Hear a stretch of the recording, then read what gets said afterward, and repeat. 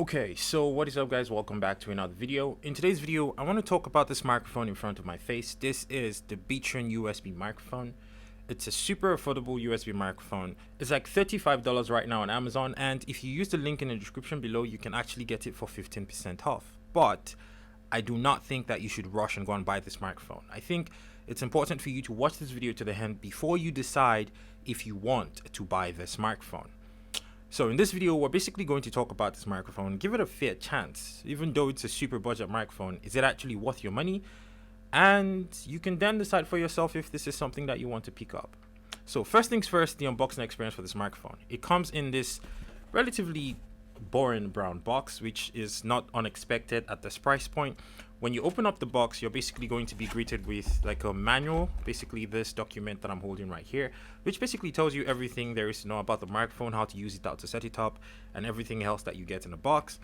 You're going to get something like a thank you card from Bietrun, and you're going to get the microphone itself in all of its plasticky greatness, and you're also going to get a base, which is this guy. Now I am not using the base right now because I want the microphone in front of my face for the optimal sound quality, so that I can get a sense of what this microphone sounds like when it's optimally positioned. This base, while it's metal and really good quality, I just feel like it's going to have me bending down and I'm not going to be getting the best out of the microphone, hence why I mounted it on a boom arm.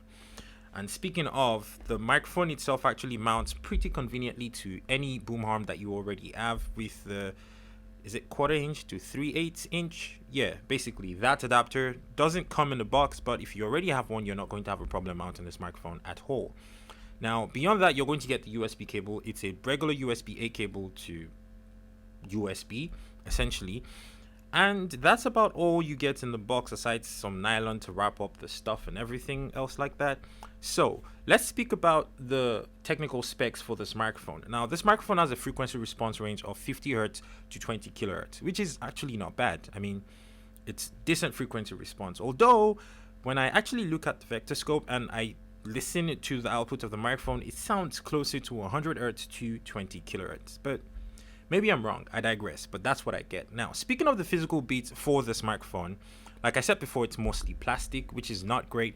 So if you drop it a few too many times, you're probably going to completely damage it, right? Another thing to note is there's a volume knob on the front and there's a mute button on the front as well. Now, the mute button works. If I tap it right now, the light around the microphone, which is basically supposed to be tally light, which is currently green right now, as you can see, is going to turn red. I'm going to show you. Now when I tap it again, the mute button is off and now you can hear me again. So it's great that that actually works. But one thing that I noticed with this microphone is this volume knob does not actually work for the microphone itself. It's actually very misleading that it's directly in front of the microphone and there is no label or anything to let you know that this volume knob is supposed to be for the headphone jack and not the microphone itself. So if you wanted to control the intake of the microphone itself, you're going to have to go into the MIDI settings of your DAW or the MIDI settings of your computer as a whole and turn that down. And what I noticed is, off the bat, from when you actually buy this microphone, take it out of the box and set it up, the microphone volume comes in very odd.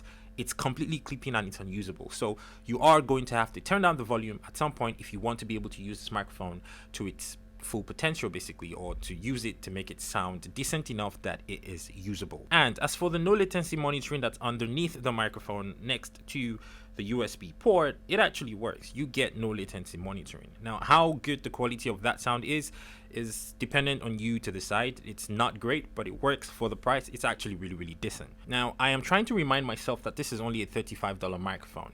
And for $35, what you actually get in a box with this microphone is really decent quality. It's not the greatest that you're going to find, but it's not bad either. I mean, there are microphones that cost a little more than this and don't offer you this many features or this much quality. So it's a decent microphone. But should you actually buy it though? That's up to you. You can hear what the microphone sounds like. This audio that you're listening to was not processed, was not edited, was not EQ'd, was not compressed. All I did was probably give it a boost in post so that you can hear me audibly over the video. And I've taken the audio directly from my DAW and I've basically overlaid it onto this video right now that you're watching. I haven't changed anything. I did not compress, I did not EQ, I did not do anything to the audio. Straight from my DAW to your ears. So you can now decide for yourself if you think this microphone sounds decent for $35. For $35, I think it sounds okay.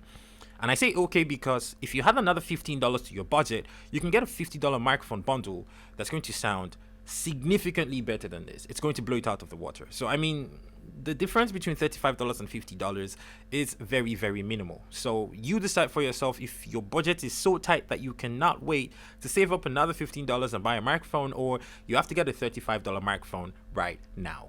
Ultimately, this is a decent microphone for the price. Personally, I would not use it as a daily driver. I will not use it for voiceovers. I would not use it for any professional work.